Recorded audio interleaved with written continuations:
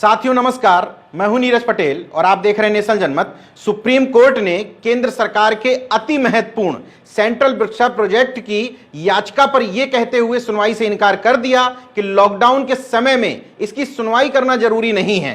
तो लोगों के जहन में इस सवाल उठा कि अगर 20,000 करोड़ रुपए केंद्र सरकार जिस प्रोजेक्ट पर केवल बिल्डिंग बनाने के लिए खर्च कर रही है उसकी सुनवाई करना जरूरी नहीं है, तो लॉकडाउन के बीच में ही आंध्र प्रदेश के आदिवासी बहुल क्षेत्र में जहां आदिवासियों को 100% आरक्षण दिया गया था, यह केस 20 साल से चल रहा था। लॉकडाउन के समय में इस केस की सुनवाई भी की गई और इसमें फैसला भी दिया गया। वो जो 100% आदिवासियों का आरक्षण था उसको निरस्त कर दिया गया। लॉकडाउन के समय में जरूरत क्या थी कि SC ST से क्रीमी लेयर को लेकर के टिप्पणी की जाए और कहा जाए कि आरक्षण के समीक्षा की जरूरत है।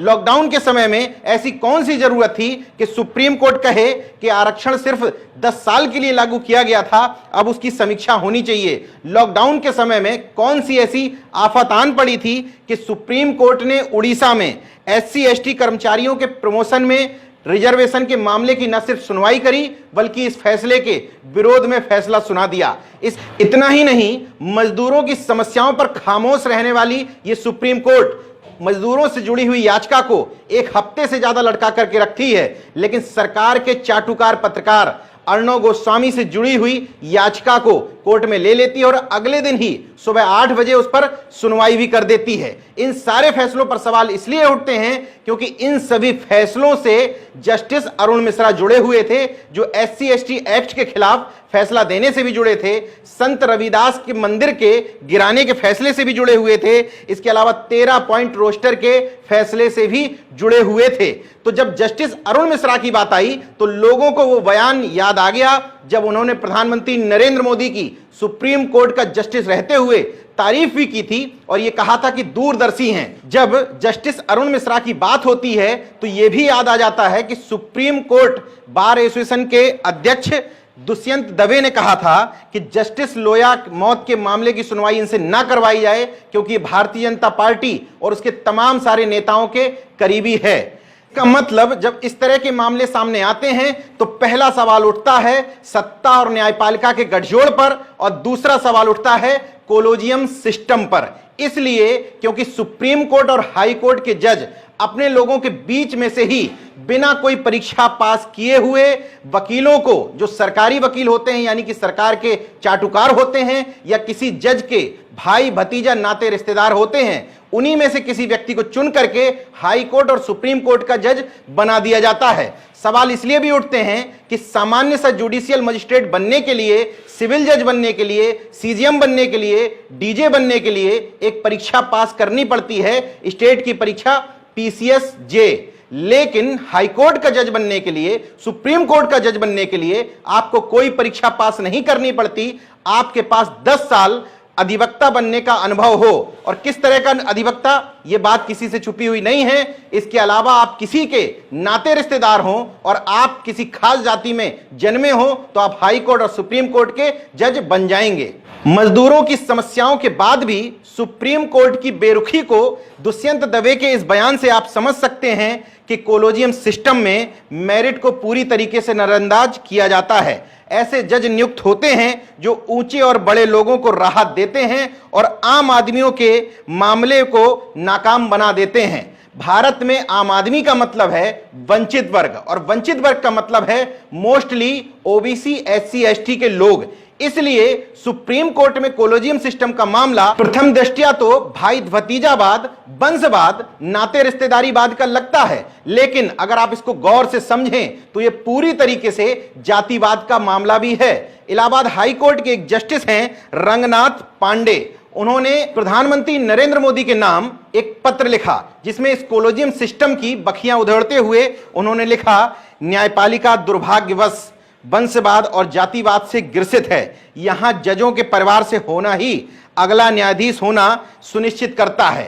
तो इसलिए इन सारे फैसलों पर सवाल उठ रहे हैं कि जब देश में किसी भी नौकरी को पाने के लिए परीक्षा होती है तो हाई कोर्ट और सुप्रीम कोर्ट के जज बनने के लिए जो पूरे देश भर की यानी कि संविधान का पालन करवाते हैं, बड़े बड़े फैसले देते हैं, इतने ऊंचे ओहदे तक पहुंचने के लिए राष्ट्रीय न्यायिक चयन आयोग यानी कि नेशनल जुडिशरी कमीशन का गठन क्यों नहीं किया जा रहा है? जब आईएएस की परीक्षा हो सकती है, आईपीएस, पीसीएस, तमाम जेई बनने तक के लिए, बाबू बनने तक के लिए, असिस्टेंट प्रोफेसर बनने के लिए, यहां तक कि प्राइमरी शिक्षक बनने तक के लिए 3-3 परीक्षाएं हो सकती हैं, तो सुप्रीम कोर्ट और हाई कोर्ट का जज बनने के लिए कोई परीक्षा क्यों नहीं की जा रही है? यह पूरी तरीके से वंशवाद और जातिवाद का मामला इसलिए भी है क्योंकि वर्तमान में सुप्रीम कोर्ट में कोई भी एससी का जज नहीं है।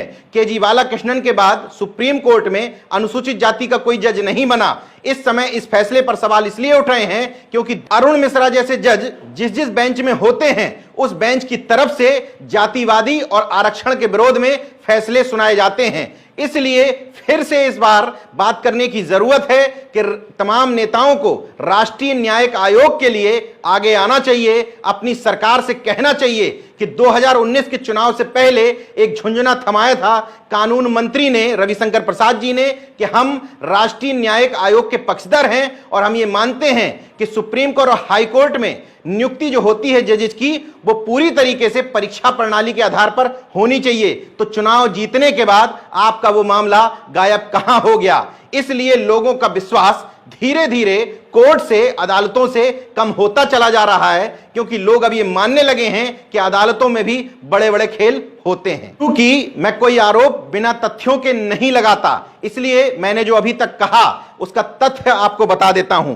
एक वकील हैं मैथ्यू जे नेदुम्पारा जो कोलोजियम सिस्टम के खिलाफ लगातार सुप्रीम कोर्ट में लड़ाई लड़ रहे हैं। उन्होंने एक याचिका भी डाली है। उन्होंने एक आंकड़े बताए हैं। उन्होंने बताया है कि हाई कोर्ट के 50% और सुप्रीम कोर्ट के 33% जज ऐसे हैं जो किसी गवर्नर, मुख्यमंत्री, कानून मंत्री, बड़े वकील या किसी रसूखदार लोगों के नाते रिश्तेदार, भाई भतीजे, साले या बहनोई हैं। इसके अलावा उन्होंने बताया कि सुप्रीम कोर्ट में इस समय 31 जज हैं। उन 31 जजों में से 6 जज ऐसे हैं जो पूर्व जजों के बेटे हैं। इसके अलावा 4 अन्य जस्टिस ऐसे हैं जो उनके कहीं से नाते रिश्तेदार हैं। इसके अलावा उन्होंने 13 हाई कोर्ट का सर्वे किया है। उन 13 हाई कोर्ट में जितने जस्टिस हैं उनमें से 88 जस्टिस ऐसे निकल आए जो किसी सरकारी वकील या न्यायपालिका से जुड़े हुए किसी जज या किसी ओहदेदार व्यक्ति के नाते रिश्तेदार हैं। उनके इस कथन की पुष्टि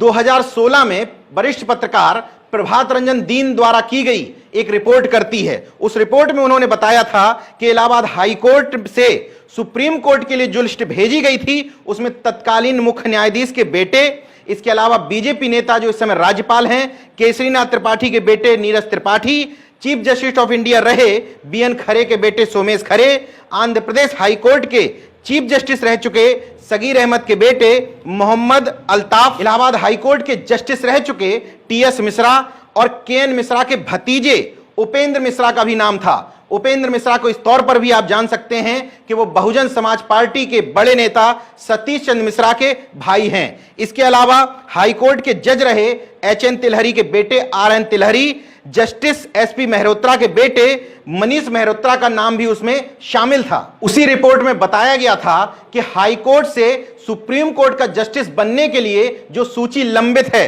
उसमें से 73 नाम पूर्व जजों के रिश्तेदारों के थे और 24 नाम नेताओं के रिश्तेदारों के थे।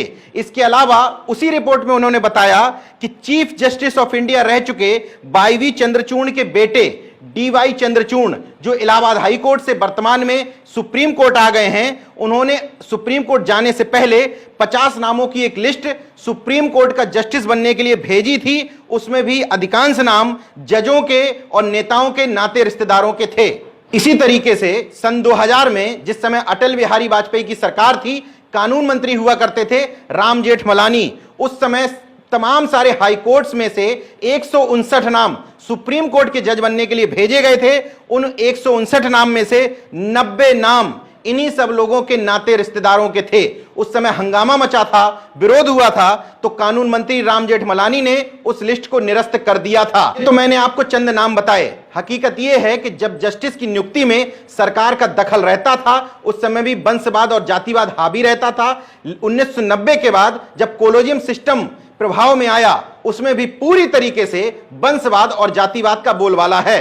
उसका एक फायदा यह है कि वो लोग जो सुप्रीम कोर्ट या हाई कोर्ट में जस्टिस होते हैं, उनके नाते रिश्तेदार उन्हीं के अंडर में प्रैक्टिस करना शुरू कर देते हैं। एक सामान्य धारणा यह है कि ऐसे व्यक्ति को केस ज्यादा मिलता है और मोटी फीस मिलती है जिसका पिता या कोई नाते रिश्तेदार इन अदालतों में जज बना बैठा है, क्योंकि गेटिंग सेटिंग के खेल से इन वकीलों के लिए आसान हो जाता है अपने रिश्तेदारों से किसी भी पक्ष में फैसला सुनवाना।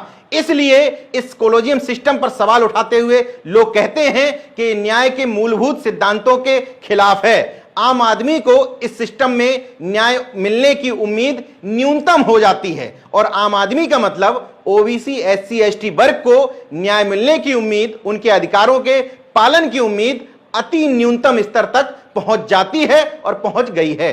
कुल मिलाकर के नेशनल जनमत ये वीडियो आपके सामने लेकर के इसलिए आया था कि अपने जाति के जिन तथाकथित रहनुमाओं को आप पूछते हैं, माला पहनाते हैं, उनसे सवाल करिए कि सुप्रीम कोर्ट में जब तक आरक्षण व्यवस्था या सुप्रीम कोर्ट में मेरिट के आधार पर, इसका मतलब न्यायिक परीक्षा के आधार पर जस्टिस की नियुक्ति नहीं होगी, तब तक न्याय के नैसर्गिक सिद्धांत का पालन ओबीसी, एससी, एसटी के साथ तो छोड़िए, जनरल की भी अन्य जातियों के साथ नहीं हो सकता। जस्टिस रंगनारायण पांडे जैसे तमाम सारे जस्टिस इस कोलोजियम सिस्टम पर इसलिए समय समय पर सवाल उठाते रहे हैं क्योंकि ये जातिवादी होने के साथ ही भयानक तरीके से वंशवादी भी है। देखते रहिए नेशनल जनमत, जागरूक और सजग बने रहिए। जय विज्ञान, जय संविधान, जय लोक।